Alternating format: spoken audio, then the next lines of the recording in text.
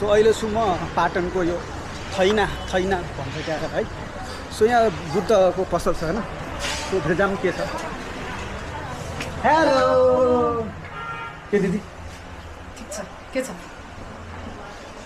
यो मूर्ति कति पर्छ दिदी?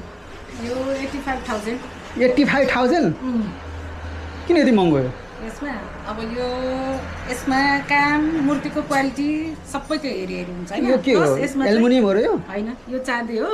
चाँदी यो चाहिँ 24 क्यारेट सुनको सुनै हो यो? सुनै होइन गोल्ड प्लेटेड गोल्ड प्लेटेड हो। गोल्ड प्लेटेड पनि दुईटा हुन्छ। यो चाहिँ हाम्रो मर्करीवाला गोल्ड प्लेटेड हो। यो चाहिँ लाइफ टाइम जाँदैन। अनि अर्कोवाला इलेक्ट्रिकबाट गोल्ड प्लेटेड हुन्छ। त्यो चाहिँ जान्छ। अनि यति महँगो मूर्तिहरू मान्छे किन्छन् त? सबै यति महँगो हुन्छ? हुँदैन। तपाईलाई अब सस्तोहरू पनि हुन्छ हैन। अब हामीसँग तपाईलाई अब गिफ्ट दिने त्यस्तोको लागि भनेर फेरि छुट्टै हुन्छ। जस्तै यो हेर्नुहुन्छ भने तपाईले यो 8,500 मा पाउनुहुन्छ। ए यो त झन् ठुलो छ त। ठुलो छ हैन।